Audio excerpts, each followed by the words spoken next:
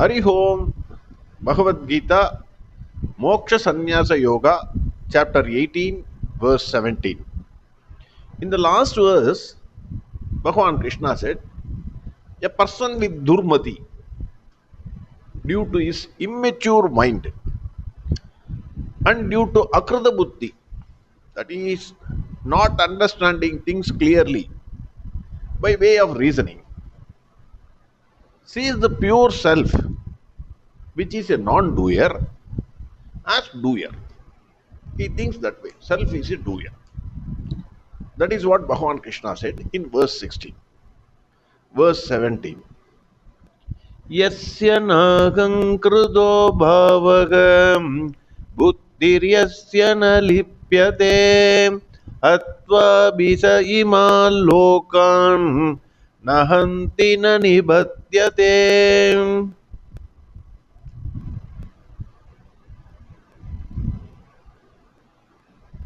Swami Dayananda Saraswati says, on the other hand, a person, because last verse he said that person looks self as a doer.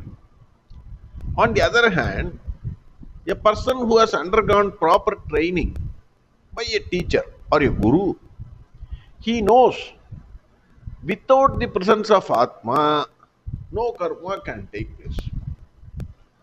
You call Atma self, soul, whatever life principle, any other name you give. If Atma is not there, we are a dead body. We will be buried or burnt. If electricity is not there, fridge cannot work.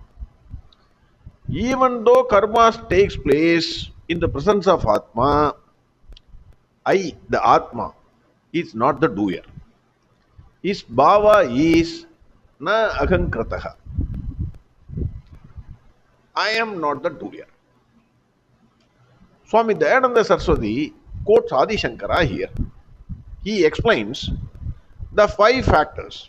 Again and again I repeat the 5 factors so that I don't forget it. The 5 factors, namely body, mind, senses, prana and deva. They are all superimposed upon the Atma due to ignorance, that is avidya.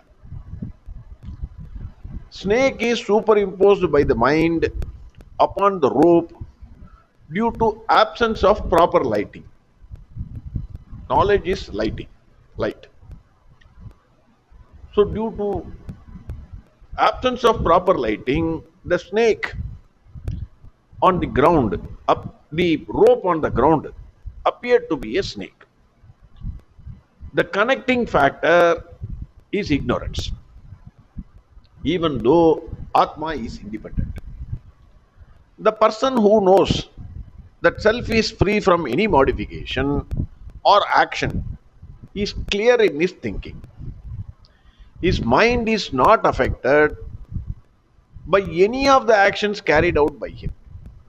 That is what buddhiryasyana lipyate.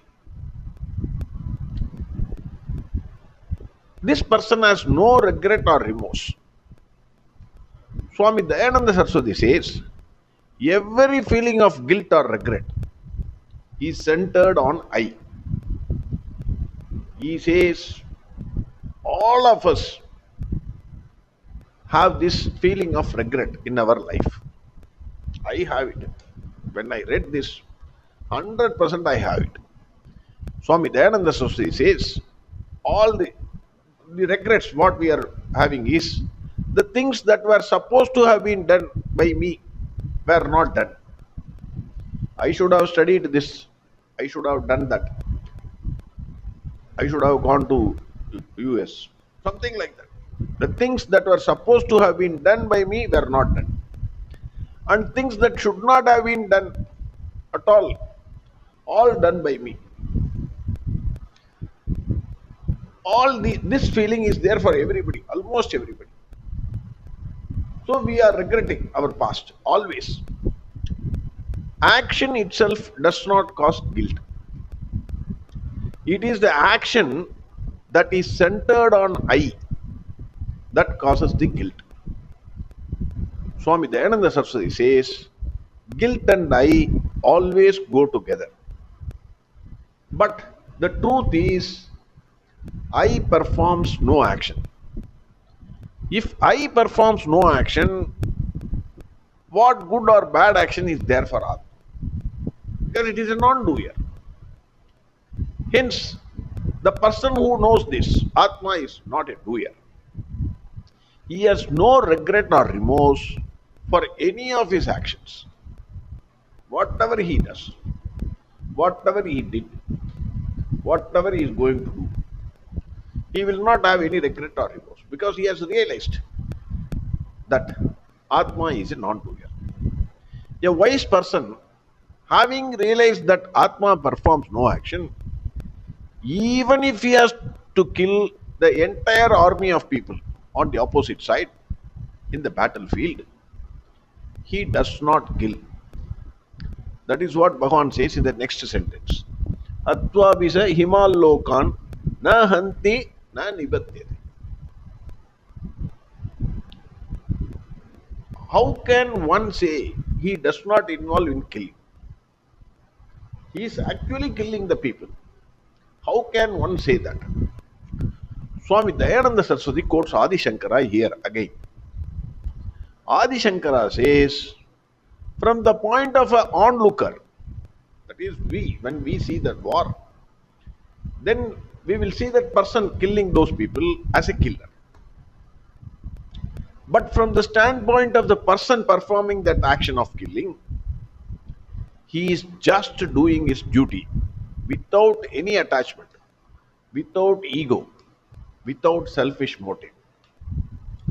Swami Dayananda Saraswati gives the example of a judge who awards death sentence to a terrorist. The judge has no guilt whatsoever because he is acting in accordance with law and he did his duty. So he awards capital punishment to a terrorist. Similarly, the person who has realized that he is a non-doer, even if he has to kill the entire army of people on the opposite side, he has no feeling of regret or remorse because he is doing his duty. Full stop. Then Swami Dayananda Saraswati says, will that mean, can I go and kill my neighbor or somebody whom I hate? Because my neighbor is always parking his car in my parking area. Whenever I go and ask him, he barks at me. So can I go and kill him? Because Krishna says self is a non-doer. Swami Dayananda Saraswati says, this is not a sanction for killing by all. Very, very important. Immediately we all should not think, self is not doer, I can go and kill anybody. He says it is not a sanction for killing by all. This Nyaya is called Prathama Malla Nyaya. Prathama Malla is a boxer. Mushtiga Suran. He is a boxer. Krishna fought with him and won him. Similarly, in this Nyaya means by way of reasoning. If you want to become a boxing champion today, you have to defeat the world champion. You have to call him in the arena and then you have to fight with him. Once you knock him out, it means that you have defeated all the boxers below him. You are the champion, world champion. You will be declared as the world champion. That kind of Nyaya is here. Similarly, Bhagwan Krishna, by pointing out the action of killing, that is the highest condemnable act. That is the highest one can perform. So by quoting the highest condemnable or remorseful action that one can do is killing. According to us, we are onlookers. But the person performing, he is simply doing his duty like a judge. So, if that can be done, realizing that Atma is a non-doer, then all other actions, whatever he is doing, it falls in place. He will act as if he is a non-doer. Atma is a non-doer after realizing. So that is why Swami Dayananda Saraswati says we should not misunderstand this verse as giving permission to kill anybody whomsoever we want. That is not the statement here. Whatever actions you do, you have to bring in that self is a non-doer. That attitude, that mind, that clear thinking should be there. Adi Shankara raises a doubt here. This is one interesting point.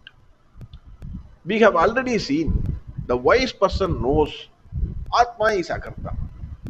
That is, Atma performs no action. Hence, even if he kills, he is not bound by that action. Now, Adi Shankara himself raises a doubt here. Even if Atma, the self, is considered as actionless, independently, separately, why can't it be considered as Karta along with the five factors? When it works with the five factors, then why can't it be said as a Karta? Why can't we say Atma plus the five factors perform action? That is the question. When it is combined with the factors, then it becomes a Karta. Independently, separately, I agree. Atma is not a Karta. Electricity cannot do anything. I agree on that point. But when it works with the fridge, definitely there is a result. The chilling effect is there. That action is performed electricity along with the fridge. Why can't I say this? This is the question he himself raises. It is not raised by somebody else. Adi Shankara himself, in many places, he himself raises the question and answers that question. He knows such type of questions will come, like people who think they are intelligent. So he is himself answering. Adi Shankara explains this. Atma itself does not undergo any change to be able to form an association with the physical body. It does not undergo change. Reason also is giving. It is avikriya. Being pure awareness, it has no part to associate with something. How can something which has attributes, that is physical body, be associated with another thing which has no attributes at all? Atma has no attributes. Physical body has attributes. How can something which has attributes be associated with another thing which has no attributes? If there are two objects, each having a certain form, then association is possible. You can mix cement with sand. You cannot mix air with sand. You can't say. But when one is absolutely free of attributes, how is it going to associate with the physical body which has attributes? It is simply not possible. That is what Adi Shankara says. Atma by nature is free from any modification or attribute. Actions are done by gunas. Even though obtaining in the body, Atma does not act and is not touched by anything, any of the actions. Atma does not do any act, but it only seems to do so. That is the projection of the mind. That we have already seen. The oft quoted example of Adi Shankara is snake and rope. Adi Shankara gives the following examples following example for our understanding. A shell which is lying on the road is mistaken for a piece of silver in the sunlight. If you walk in the midday, you will find something glittering. Those days, I also mistaken the gold color cigarette boxes will contain gold colors paper. So that paper will be lying on the road. Sometimes there will be some small sand on it, and when the sunlight comes, it will be glittering like gold. Then I used to think, ah, wow, God has given me a good this thing. I used to pick it up. When you pick it up, then you realize it is a gold color paper of cigarette packet. Then you throw it away. Again, curse God. Similarly, he gives the example. Those days, cigarettes were not available. Shell was there. So, he gives the example of shell. A shell is mistaken for a piece of silver in the sunlight. It does not become silver. Only when you pick it up, you realize that it is a mere shell glittering under the sunlight. You throw it away because it is useless. It is due to our own ignorance. The shell appeared to be a silver. Similarly, due to ignorance, the actionless self is looked upon as an agent performing action. On realization, we will understand the self is really actionless, akarta, and it does not perform any action. This verse says, the mind of the one who has no notion that he is a doer is not affected at all by any of his actions. Even if he kills all the people in the opposite side, he's an army man. Even if he kills all the soldiers on the opposite side, he does not kill and is not bound by the actions. He will not have any remorse or regret, because remorse or regret is always centered on I, which is selfish. He is not doing selfishly, he is doing for the country. He is doing his dharma. His mind is not troubled by what he did or did not do, because there is no ahankara. Yasya nagankruto bhavaga. He has no ahankara. That wise person does not do the action of killing or is bound by the results of actions, even if it is killing. You should not understand, okay, that means you can kill everyone. Even if it is killing, that is important. Even if, that word is very, very important. Swami Chinmayananda says, we have seen the realm of matter is the field of activity. So all activities take place in the realm of matter. The sorrows and agitations belong to matter only. Self as an existence independent of matter. But when the same self comes to identify with the matter equipments, it feels the happiness or sadness according to the condition of the field at any given moment. That is why moment to moment we are happy, sad, happy, sad, happy, sad.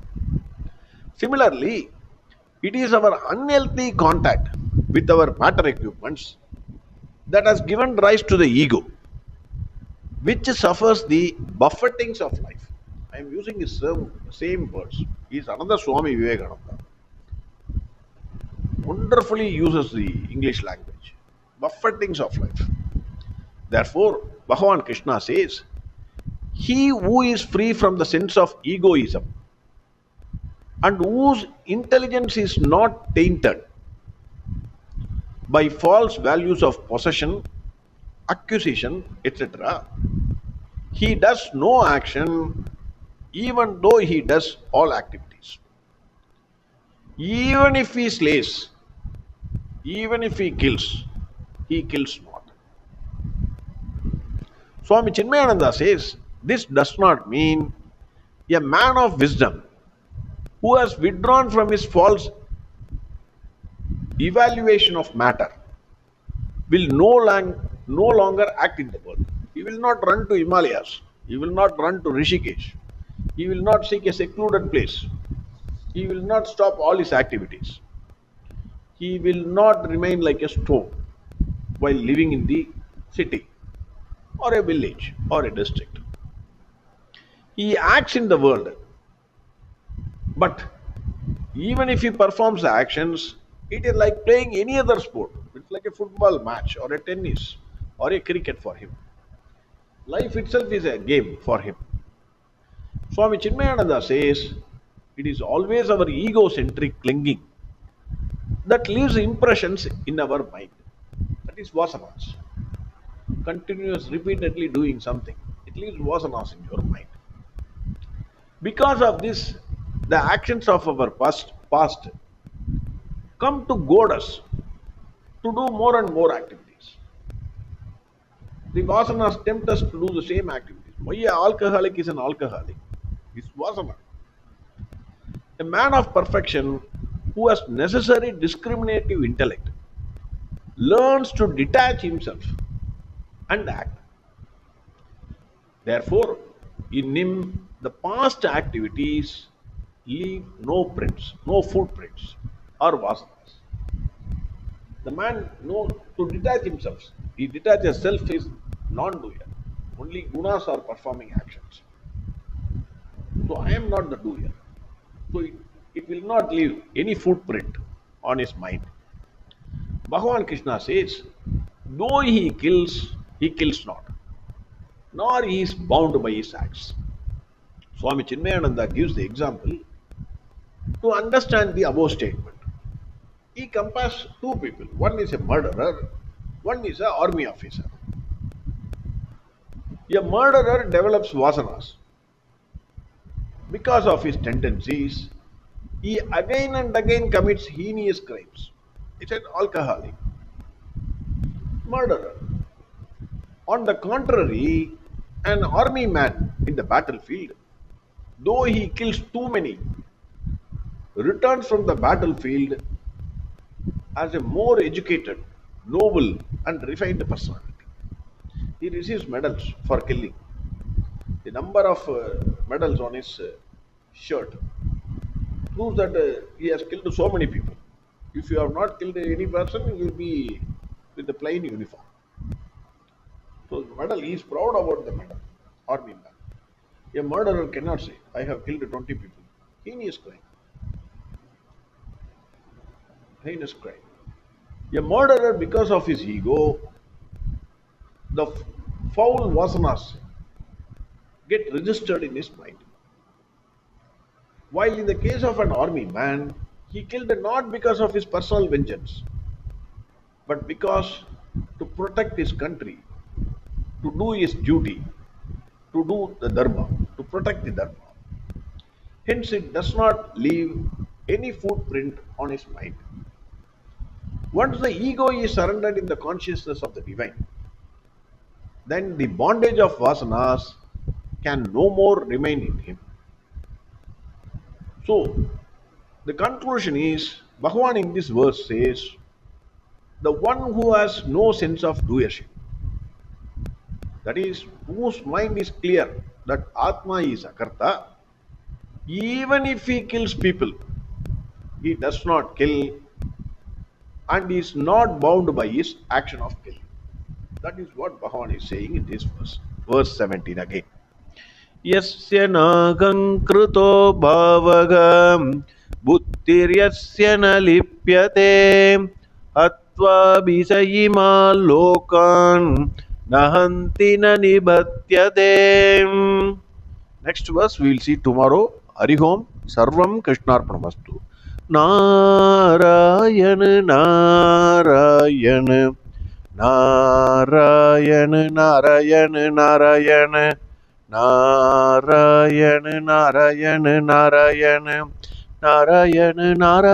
Narayana Narayana Narayana Narayana Narayana Narayana Narayana Narayana Narayana